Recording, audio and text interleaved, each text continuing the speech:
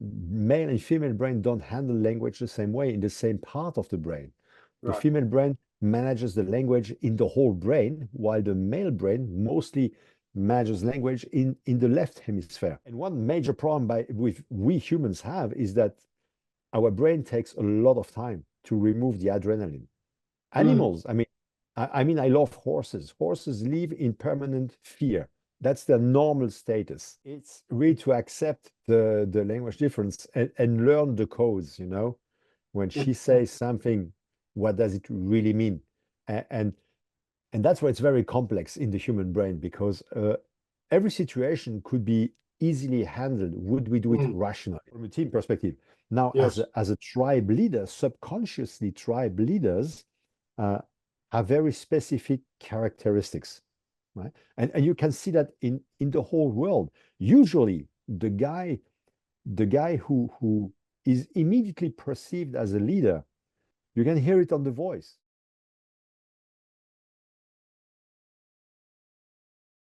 Welcome, Team ET. Another week, another episode. This week, we're going to be delving into the center of the nervous system. Yes, we're donning our neurological caps and exploring some of the functions and the structures of the brain. Now, I know you may well be asking why, and that would be a good question.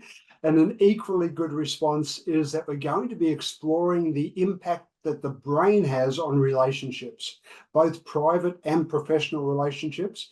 We'll possibly also speak through the eyes of us as leaders, as well as look at some specific roles such as sales and how this all ties together. And we're very fortunate to have with us today as our guest to guide us on this journey, Dr. Thomas Trautmann. Thomas, firstly, welcome to the ET Project. It's great to connect, and I'm looking forward to what promises to be, from my side at least, a very insightful conversation.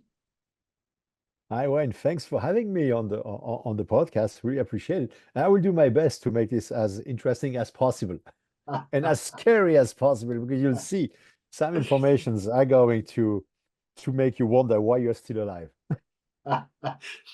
We were just talking before the before we hit record about you're sitting in France, and at the moment Yeah. you have some interesting events going on in the background. So hopefully what's happening in France is somewhat of an indication about our conversation. I guess it could be Maybe. fraught with danger, but we'll dip our toes into the water and see what happens.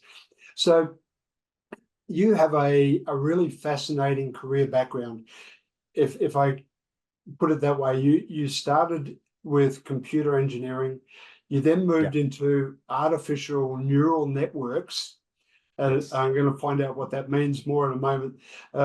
You looked at neuromarketing, and now you're happy brains and neuro couples. So you've had a very interesting background. I wonder if you could share with the listeners a little bit about that journey. What sort of led you along that journey to this point? But the funny thing is that I always wanted to be an entrepreneur, I think. My dad was a CEO, so I think that somehow that influenced me. Right, And I told someone recently, it was very funny. A few years back, I went to visit my parents, and I found a little, a little, figure or something like that that you play with when you're a child. And that right. little guy was holding a sign, and on that sign was written TIC. And so when I was a teenager, I already created a Trautmann international company. Ah, That was funny. So I always had it in the back of my mind, but I got hooked by computers. I'm 58 now, so I belong to the second wave of computer geeks. Started playing with TRS-80, Apple II, stuff like that. So things that could even draw a circle without losing all the memory. So right. very interesting times. And so I Yes, started with that, but my plan was always to build, a strong foundation to one day be able to build my own company. right. The PhD was also a little sidetrack somehow because I had the opportunity to do it. And Yeah, I think that's also something based on the decision process in the brain. I think it was part of one I mean, decisions are driven by something called a subconscious frustration, or more than one. And I think one of the subconscious frustrations that I had, I still have, I think, is I want to prove that I am better than the rest of the family or something like that, or that I can do at least as good as dad, you know? So I am the first one in my Trautmann family to ever have a PhD. So that's ticked. That's checked. So, Very good. and then I moved back to my corporate life at HP, and HP has the advantage that at that time, at least, they had the advantage that you could move from one function to the other if you had a manager that was interested enough in your profile. So I moved from computer science, project management, stuff like that, to marketing. So I had to change all my stupid jokes engineer have about marketing people.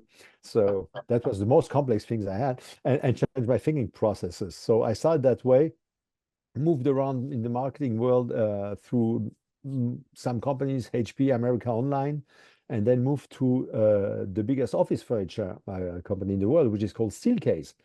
And it was very interesting because as much as you can tell a lot of things about high tech products, services, when you talk about office furniture, it gets more complex. And they hated when I said that there, because I said it's just a plank with some iron tube screwed on it. So yeah, that's a desk, right? So I said, no, Thomas, it's a concept. They said, no, it's still a plank with. So, but I learned to tell stories and to discover that, in fact, it's not about the features, it's about something else. Anyway, time went on. I met my second wife. We decided to create our first company. So here I was finally an entrepreneur. And we did something that has nothing to do with all what I did. We had a company doing high-end motorcycle tours. And it was very interesting because it was all about emotions. We wrote our articles based on emotions, and that's how we attracted clients. Okay. And that's the time I heard for the first time about neuromarketing. So it's sticking in the back of my brain. And a few years later, I became the CMO of a Swiss/German company where we only had 400 competitors in the German-speaking geography, so only 400. We're all doing the same thing. So to differentiate ourselves, I managed to get the budget to do a neuromarketing project. And that's at the end of the project, we did a workshop, and I thought to myself, yeah, that's what I want to do, you know. I'm done with all that electronics shit and so on. So sorry for my French. So I asked the guys, can I become one of you guys? You know, can I be one of your business partners? And say, yes, you have to get certified and so on. And everything went together because I had brain science as a background. I was a scientist. I had marketing, I had sales, I had project management. I already had founded a company. So that made me a potential, so between quotes, authority. Because there is a guy called Robert Cialdini who put down the 6 rules of influence. And one is when you want to drive decisions, you have to be the authority. So people have to admit subconsciously that you know more than they know. So when you give a neuromarketing workshop and when you start by saying, so I've done marketing, I've done sales, I have a PhD in artificial neural networks, they listen to you. If you start by saying, I'm a mechanic, I know perfectly how to paint a car body, I'm going to teach you neuromarketing. Even if you know a lot about it, you don't have that authority. It's like when you go to your medical doctor, if he has a white coat on him, it's the doctor. It's stupid like that, but that's the way it works. Understood. So after a little while, neuromarketing, I was super happy to do neuromarketing because it's all about the human brain. It makes things human again, but there was still something missing. And having a conversation one evening with my wife, it's the word of humanity that came out. Neuromarketing is missing humanity. Meaning that when people learn about neuromarketing, they learn how to improve the marketing, the sales of their company, but they don't learn something for themselves. So that's when I decided to say, okay, I'm going to create my own model, which is called the ethical persuader, which is based on neuropersuasion. And well, neuropersuasion is a science, the ethical persuasion is the art. So where people learn first about for themselves how to get from someone a decision, while helping that person to make the decision that person needs, because we know how the brain makes a decision, and it's about that famous subconscious frustration. that you need to remove from that brain. So in parallel, that's what you said. I created also the Neuro Couple concept, because I was saying, okay, if there are still divorce lawyers and couple therapies, we still haven't sorted the problem, right?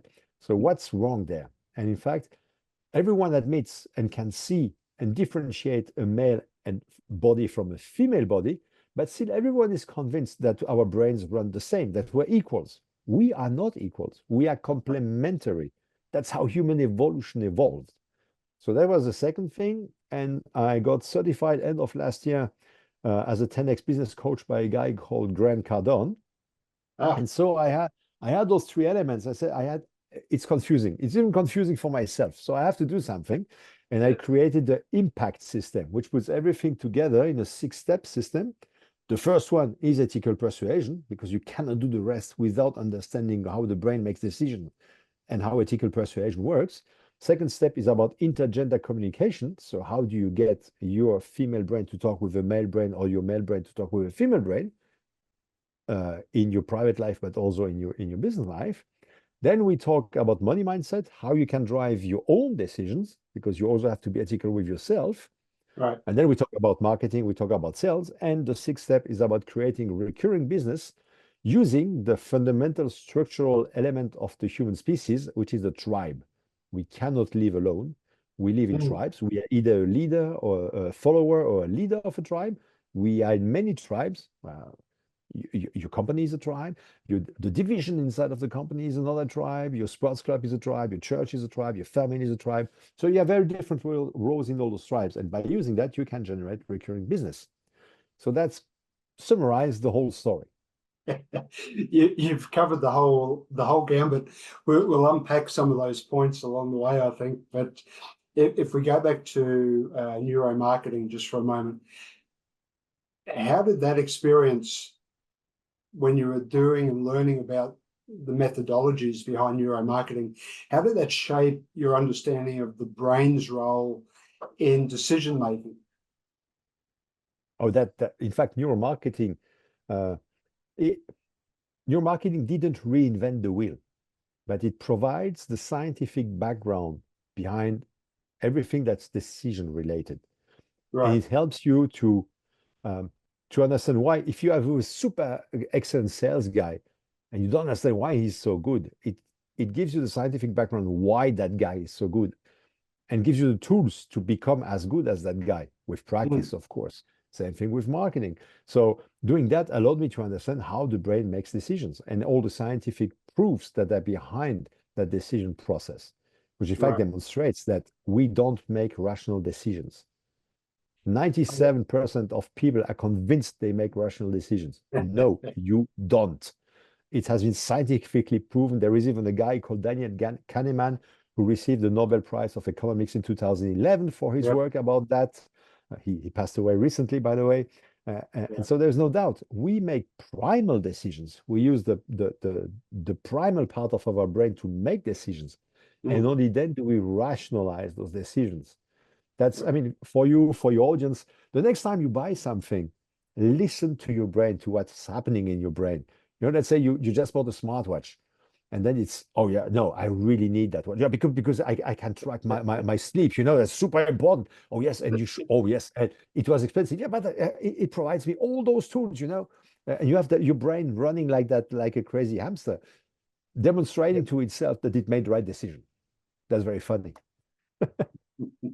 It's very much associated with the subconscious reaction as well as the emotional connection, I guess, right? Yes, the primal brain. In the primal brain, you find the limbic system, which runs all our emotions. And which is a pain. I'm guessing, you know, over the journey that you've been on, you've done an enormous amount of research. And one of the outcomes from the research, when I was doing my own research around you, is that you've written a number of books, both short form as well as long form. And we're going to touch on a few of those in the conversation, probably very surface level. But if I have it correct, your first book was called Is There a Brain in Your Couple? Now, the title by itself really get you thinking to start with. But could you give us some explanation about the concept behind the book, and then what inspired you to write it? Well, the concept behind the book is really to understand how male and female brain work together, and to provide for each gender a list of, you have this problem, this is the brain solution.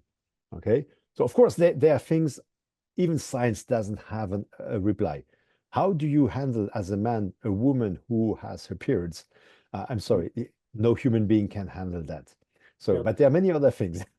It can help you to understand the language, why there are some misunderstandings when it comes to language, you know. Male and female brain don't handle language the same way in the same part of the brain.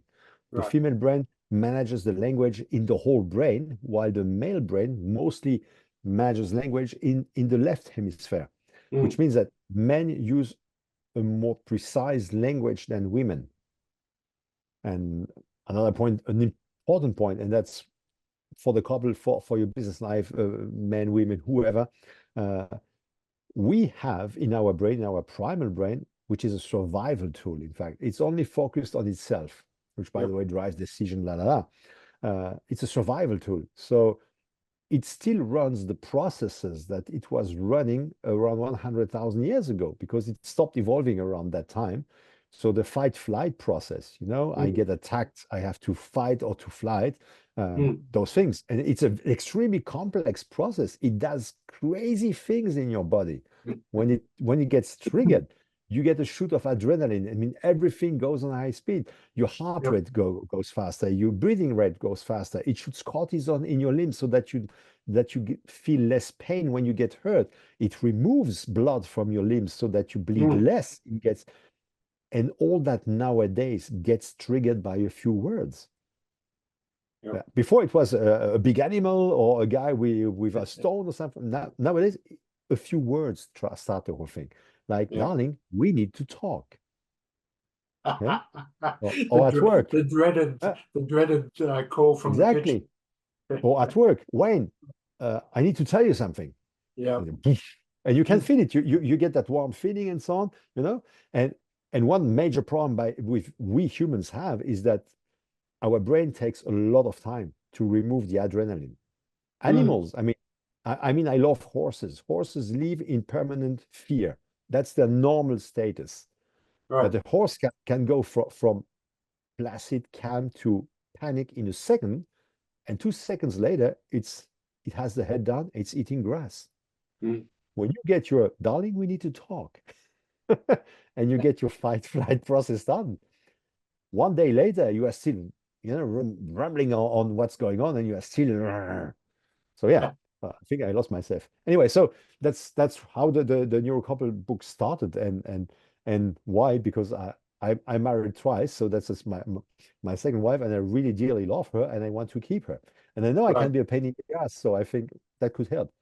But I cannot use the explanations I have in the book, because she proofread the French version. And each time I do something, she says, no, I know what you're doing, stop. Well, the book outlines a lot of examples about differences between the male and the female brain.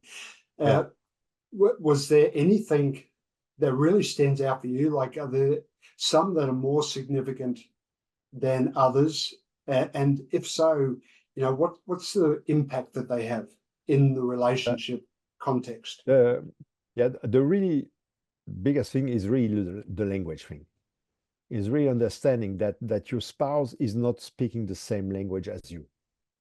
Let me give a very simple example. We have dogs, and we have very often dog hair on the floor. So when I come home, I say, oh, there is dog hair on the floor. When my wife comes home, because she has a more generic language, she says, oh, it's disgusting. No, it's not disgusting. You just broom it away. It's clean, you know? But it's not the same language. We don't speak the same language.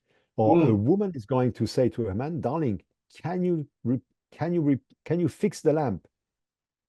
Which means, if I translate it in male language, darling, would you please fix the lamp now? Yes. Which the same sentence is translated, can you fix the lamp, is translated in the male brain, you are a stupid idiot. I'm not sure you can do something as simple as that. So the the guy gets pissed. He says, "Yes, of course I can fix the lamp," and he doesn't do it. Yeah. And she gets pissed because she thought he would do it now, and he's not doing it. So both get pissed, and you have fight processes that are running. So it's pretty cool. So you have to understand that language difference. There is also the fact that it, there have been measures that have been given, like women need to use 20,000 words per day, while men need 7,000 words. Yes. So Yeah. it's a yes, no thing. There is no real scientific proof still yet about that, but we know that women talk more than men Right. because, again, of the evolution.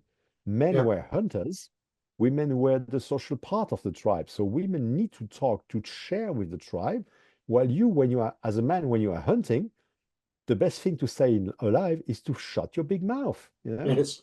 So Don't make any we, noise. yeah, we speak a lot in our head, Mm. while women speak a lot aloud.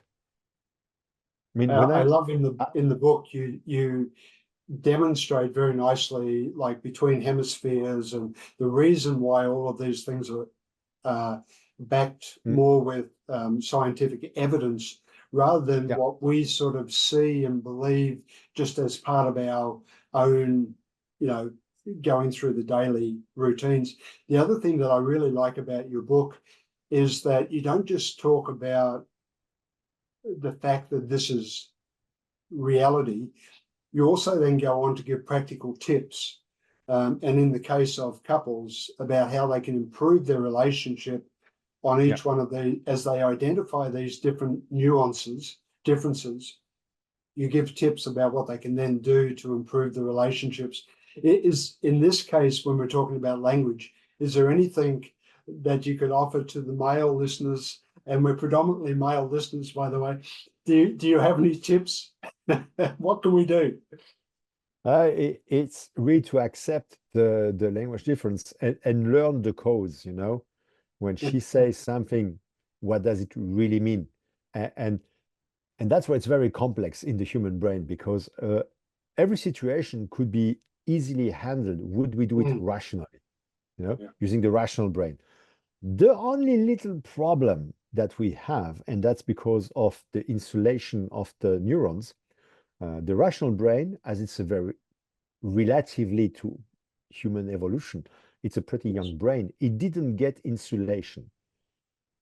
Because of that, it runs slower. It runs, in fact, 200 times slower than the primal brain. Now, when she or he says something and you say, yes, but, and the moment the but comes out, you know in your brain, oh, sorry, you know in your brain that you are in trouble. Because you're, yes, but shit, I shouldn't have said that. It's too late. It's out there. Because your rational brain caught up, but it caught up too slowly. Right. So that's the big problem. Rationally, we could. So one technique is to quiet. Don't don't reply on the second. You know, wait a little bit. Let the guy up there start. Let it Yeah. think. And I'm trying to do that more and more. And then the other problem is that because your wife is snap snap, you know, why don't you reply? Say, I'm coming. It's processing. You know, it's on the way. So I if I say that, I get this. If I say that, I get that. So okay, option three. Let's try this one. you've also written about the connection between not only the relationship, but the connection between relationships and business. Yes.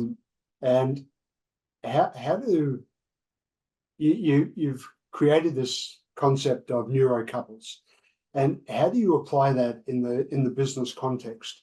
So we go home, we're dealing with our partners, we then take that experience and we turn up at the workplace, and then we have a different relationship that we have to put into place or to practice.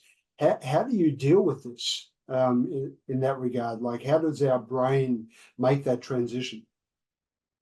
Oh, that's a good one. Well, that's in fact the latest book and the latest system called Impact, Mm, the Impact system, which is mainly there to help because that's who I am. I'm a married business owner. So I really focus on the married business owner, male or right. female, to get more trust, success, and fun from their couple, from their clients, and from their crew. And we use actionable brain science for that. So, in fact, you run the same processes. It's always the same process that they're running. Your brain is not switching from one environment to the other one. It's still reacting for itself, you know. The rational brain, though, can handle that situation. But the whole problem is to get that bloody rational brain to start, you know, and to handle that crazy nutcase that's the primal brain that's running all those processes. Because that primal brain, I like to say that the USP, the unique selling proposition of the primal brain is stupid and alive is better than smart and dead. So that's why it's we all never make about rational survival, decisions. right? Yeah. Yes, and our decision process is driven by that, you know. I had once a guy who said, "No, Thomas, you're wrong. We only make rational decisions." So I said, "Okay, fair enough. What car are you driving?" So it was in France. So I'm driving a Peugeot, la la la. So I said, "I'm sorry, that's not a rational decision." I said, "Why is that?" If it, would you be rational? A car has 4 wheels, a body, an engine, 5 seats, and some safety features. All right? So I said, "Yeah." I said, "Well, rationally speaking, you should have bought a Tata, which is the cheapest car existing on earth. That's rational. The fact that you are driving a Peugeot, and I think it was even a coupe or a convertible, is not rational. You need to resolve a subconscious frustration, and that's the point. So say, oh yeah, you're right. Yeah. So we recently changed car. We bought a used car that is, rationally speaking, completely nuts. It's stupid what you have purchased. But it was very funny because I checked the whole family. We are 5, so my wife, myself, and our 3 boys. And I tried to find what was the decision driver for everyone. It's complete. There is absolutely no rational decision by any one of us. My wife, it was the body of the car. It looks amazing. My youngest son, it's the sunroof, you know, and the fact that the audio is great. My middle-aged one, it was about, you know, the seats, the look, and the stereo. My oldest son, it's the power of the car and the fact that it has a brand that is shiny in front of his friends who are also car fans. And for me, it's the power of the engine. So nothing is rational. And that car is drinking petrol faster than what the Earth can produce. So it's not rational. Definitely not. So yeah. So you have to keep that when you move from home to work and back, or if you work at home, you have to switch, but it's still the same processes that are running. Well, if we stick with the workplace for the moment, I'm just thinking now about it. Most of our listener base are leaders. So as leaders, when we turn up at the workplace, we're typically working with a team or multiple teams. How do we use this awareness, this understanding about the reality that there are differences between the male and the female, about a number of ways we approach life, and language, as you mentioned, of being a big one. How do we use this to build stronger, let's say, more effective teams? Can we leverage this? Yeah, absolutely. You have to use that's the 6th step of the system, which is about doing recurring business or keeping your team happy. Is about the tribe. When you're a leader, you have a tribe. You should be the tribe leader in that case. If you are perceived as a follower, you're screwed. Right? You're in trouble. From a team perspective. Now, as a tribe leader, subconsciously, tribe leaders have very specific characteristics, right? And you can see that in the whole world. Usually, the guy who is immediately perceived as a leader, you can hear it on the voice. I mean, you and I can easily be perceived as leaders because we have a low tone in our voice. And that comes back from the cave age again, because the guy who was the leader usually was the strongest guy. Because at that time it was easy, right? You were the one who was killing the enemies. You was the one who was hunting the most. You were the one who, when someone was trying to get your job, he was either dead or you explained him in a very nice way that it was your job. right? So that was the strongest guy. The strongest guy comes with a thick neck. A thick neck comes with thick vocal cords, and thick vocal cords generate a low tone. Mm. Think about some events where you see a guy who is speaking like that. I'm sorry. He can be the best leader in the world. He will still need to fight more to be perceived as a leader than if you and or I get in the room. You know, Yeah. it's very funny. It's completely subconscious. We have to be that tribe leader in the way we behave, in the way we are. Mm. It's not about being a pain in the ass and telling people what they have to do. It's a way you have to nurture your tribe so that your tribe naturally wants to follow you. You have to show trust. Trust is also driven in the brain. That's a guy Yes. called Paul Zak, who how did he call it?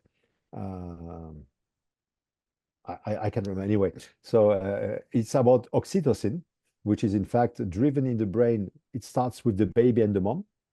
Mhm.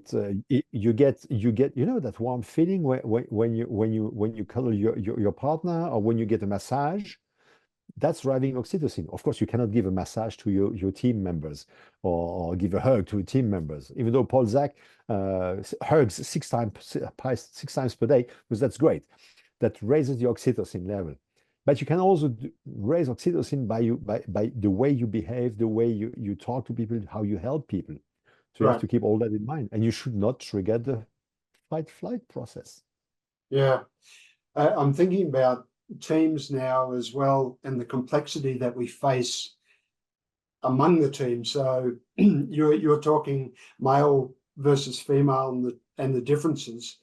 In a team, we often have both together that Mm, we have to lead at the same time. yes. And therefore we have to be cognizant of the differences all the time. But now in today's environment, we also have the global team. So Mm, not only do we have that local team where we build the relationship and we can start to understand each other, but we're now dealing with different demographics, we're dealing with different language, we're dealing with mm, different cultures, mm. and it really adds to the complexity of leadership by Absolutely. itself.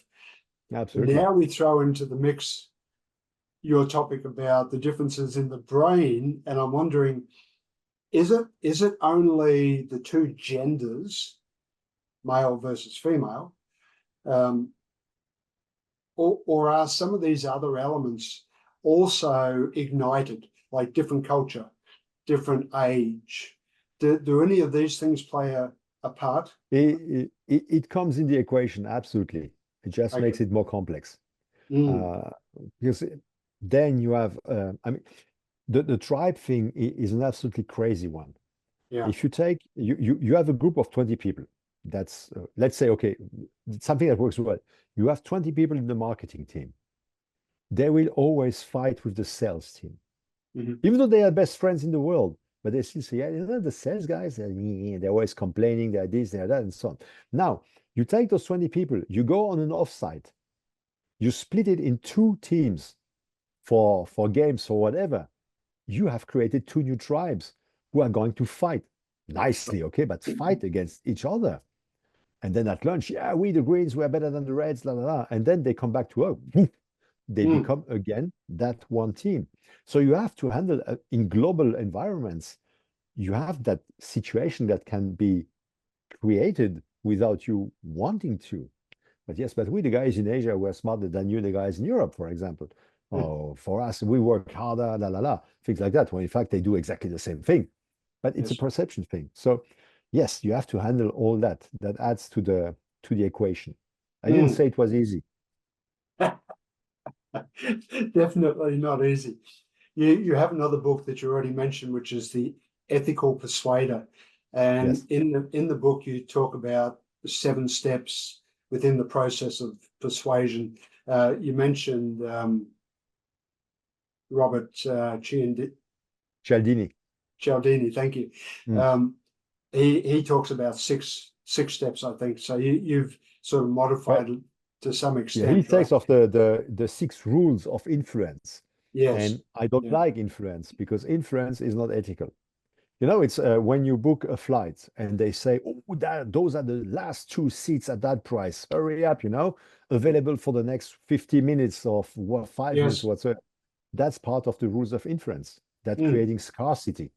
Scarcity, the brain prefers to have something now, even though Yes. rationally it knows it's stupid, but it prefers to have it now, even though it Yep. knows that in 1 hour it will be cheaper. You know, but yeah, but in that case, I just get it now. You know, those are very funny experiments that have been driven on that. So there are those 6 rules, and I think you can use them, but you have to use them ethically. Again, you know, if Yep. you say there are only 2 seats, there are only 2 seats. Period. Yes. And we all Yep. know we don't trust those guys because we know that if I come one day later, it's not the same 2 seats, but there's still 2 seats, and they may be at a very different price. Right? We even know that we have to play with the IP address and so on. And I'm Yep. now in Japan. Ooh, the seats are cheaper. So just as an example. Uh, Yes. Yeah. yeah. So yes, Which you is can a use those great, rules. yeah, it's a great segue though when we talk about ethical persuasion Mm, into the role of sales.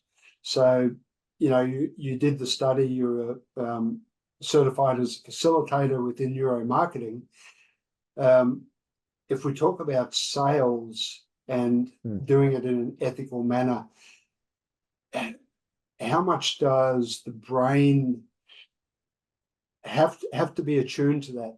Like, how much do you have to be intentional, I guess, about staying ethical rather than allowing the Mm. freewheeling you to take over in a sales situation? Yeah. In a sales situation, the most complex thing is that you have to focus on the buyer, right? You have to focus on the buyer because you need to understand what's the subconscious frustration or what are Mm, the subconscious frustrations driving that person's decision in right. the frame of what you are selling. The problem is that your brain is super self-centered too. Even the people who are the most lovely people, even Mother Teresa, she had some subconscious frustrations that made her do what she was doing, right? Yeah. Yeah. So you are going to try to demonstrate most people during the sales process, when they try to demonstrate the product, the company, all those things, they try to demonstrate to themselves that it's good that I am working for this. I made the right decision to work for this company, to sell Mm, this product. When in fact, you should only focus on the other person, you know, understanding that subconscious frustration. Maybe that's if I'm selling a SaaS solution, a CRM or something like that. Maybe that guy in front of me, the CIO, he doesn't care about the fact that I can handle 10,533 new clients per hour. But the fact that if you could go home 1 hour earlier and spend more time with your wife or with your kids, that's completely different. That's talking to my primal brain, you know? That's resonating with me. You should mm, use the you language. I'm talking about you. I'm not talking about myself. Everyone wants to talk about oneself. You should use something that I call silent listening. Most people say you should learn to listen. Yeah, that's nice. But when you listen to someone, even when you are with friends having a drink or so, in your brain goes, I have to tell them about that. Yeah, oh, I have to tell them. And then you no more listen. And mm. in fact, silent listening is just shut up, stop your brain and really listen. And that's super complex, super complex. So yes, I mean, there are good salespeople who will always do what they do and how they because they are great at it, period. But having some scientific background and understanding, you know, what the brain really does helps you to go faster, in fact. Mm. I forget the name of the book now, but it was part of the sales brain or sales organization that you did Yeah. your neuromarketing through. And they talk about this, right? They talk about that focus, that intense Yes. listening, and not thinking about what's the next question, not thinking about everything Mm. else, but really being focused on that buyer. Yeah. Mm. It's the whole topic is so interesting, and you've got some great books out there. You've got some great storylines to go with it. What I'm curious about, and I'm sure my listeners are very curious, is with all the understanding you have, how is your own relationships impacted? Like, without going into too much personal detail, like, Sure. how are you able to use your knowledge for improvement of your let's say, personal as well as professional relationships? But I'm still alive, so that's a good point. My wife hasn't killed me yet. I don't say it's all flowery, pinky, and so on. Of course, we are a couple, so we have the usual life of a couple, but we're still together after Yeah. 20 years now, nearly, something like that, with 3 kids and so on, being both entrepreneurs, so with an extremely stressful life. So we are still surviving, so that's good. Uh, at work, it's very interesting because that's something that makes me extremely proud, is that I have quite a lot of clients who become friends. Mm. I develop a real friendship with my clients. So that's something I'm extremely proud of. And I do also do real estate on the side to have a more local business, because the rest is all international and so on. Yes. And the comments I get from time to time is Thomas is a very different real sales agent, completely different. We've never seen someone like that. Because in fact, I'm not trying to sell them something. We talk, we share, I spend time with my clients. So even on all my workshops, keynotes, and so on, I spend time with my clients because I want to learn about them first. It's a human thing. It's Right. being human, in fact. I think the solution is get back to be a human being. Stop hiding behind all those. I'm the first one to hide behind technology, but being human is nice. You mentioned it at the very beginning, the word humanity, and I Yeah. guess that's what you're really referring to. You talk about early in your on your websites, etc., about if you see or if you can make somebody smile, then you're happy. Yeah, that's And that's my why. that's The your ethical why. persuasion is based on the ethical persuasion formula that I created. That has Yes. 4 parameters. The first one being those famous subconscious frustration. The second is who you are. Mm. You have to understand, and that's back to leadership. If you don't know who you are, you want them to know who you are? Right. And the who you are is a very complex thing to develop, because it's not I'm Thomas. There are many guys called Thomas, and that name was given to me by my parents. I'm Thomas Trautmann, so nice, because there are many Trautmanns around there, and that's an inheritance from my ancestors. Mm. So, I'm Thomas Trautmann, I have a PhD. Yeah, nice. There are 9,000 PhDs, at least in France, per year. So that's not something that defines me. Oh, I'm a business owner. Well, you're a business owner. There are many business owners. It doesn't make me unique.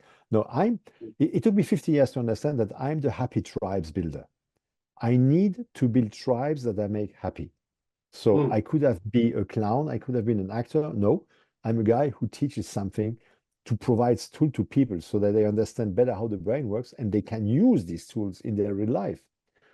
And why I'm doing what I'm doing is, my why is that when I smile, when I make a genuine smile, with little wrinkles here and so on, Yep. my brain, my rational, even if I make it on purpose, my rational brain and my primal brain shoot themselves endorphins. It rewards itself to be happy. And Mm. when I make that smile, you smile too. You had that little smile here. I can see Yes. it. And even if you don't smile, there is a theory called the mirror neurons. Yes. The neurons that would drive this muscle to smile are triggered. You may not smile, but your neurons are still triggered, which means that you get that endorphin shoot. So if I smile, if you smile, we make other people smile, and maybe our children will smile, and it will be a better place to be. So that's why I'm doing things. I want to see people smile because they got something, they have tools they can use. Well, what I'm really excited about is in the last 20 odd years, we've learned so much more about the working of the brain Yeah. that, we somehow knew, but we didn't fully prove. In the last 20 years, we've made some amazing breakthroughs, and we're only still on the tip of the iceberg, I guess. There's such Yeah. a wealth still to come. As we come towards the end of the conversation, Thomas, is there anything that you're working on at the moment? Any new programs, perhaps secret projects? No, Another book? there's nothing secret. The Impact, Money, and Love book is the last one. It's the biggest one because Yep. it gets everything together. So it has the 7-step impact system. Everything is in there. Yep. So that's This one. this book came out in May, I believe, right? Where June? Yeah, May. Yeah, Yeah. yeah. Yeah. Okay. It was first called Married Business Owners Get More Trust, Success, but it was too long. So I repacked it and called it Impact, Money, and Love. So how to get more trust, success, and love, Yeah, more trust, yeah, success, and fun from your corporate clients and crew using actionable brain science. So that's the thing I'm working on at the moment. It's to get it out, to get more people to use it, to join the workshops, the online trainings, stuff like that, very good. so that they can finally enjoy their brain. You answered a question that I was going to ask you, because when I looked at those two books, I thought, gosh, the content, although there's some alteration to the wordage, the content seems very similar. Now I understand.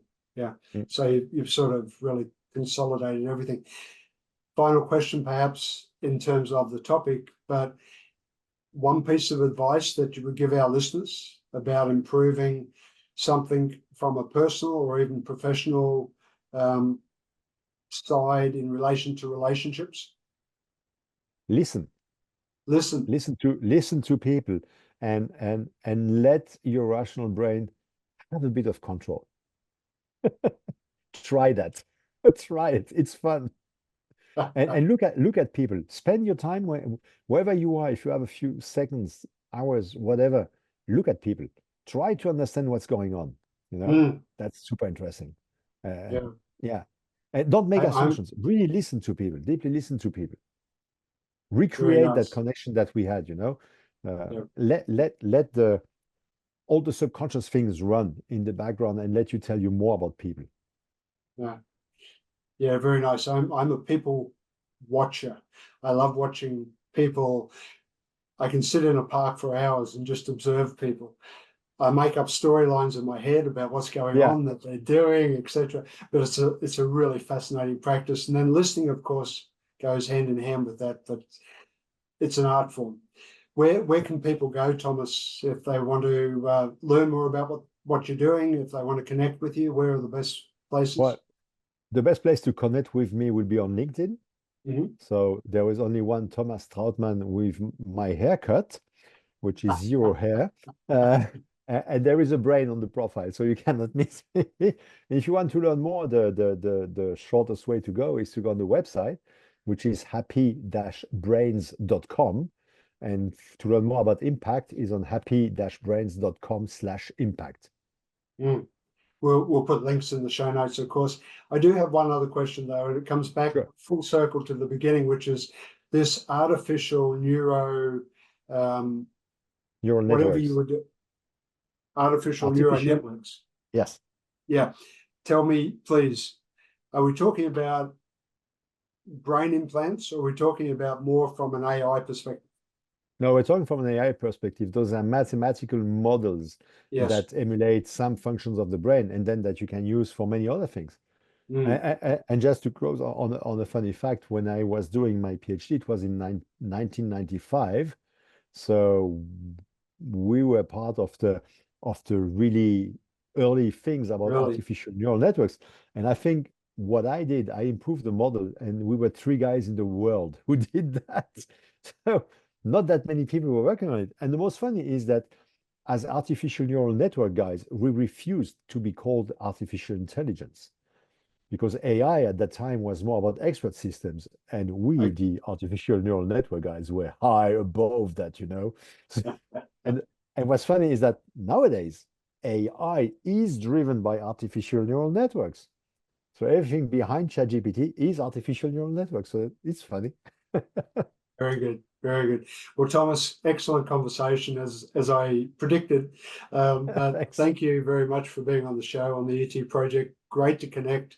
I look forward to staying connected and watching all of the cool things that you're doing. And next time I'm having a problem debating with my wife, I'll come back to your books, and maybe I'll have to give you a call. I will do my best to help you if I can. And thanks for having me on your show. I really appreciate it. So what are you waiting for? Hit the subscribe button below and click on the bell icon so I can pop up in your feed occasionally with a great tip for your ultimate growth.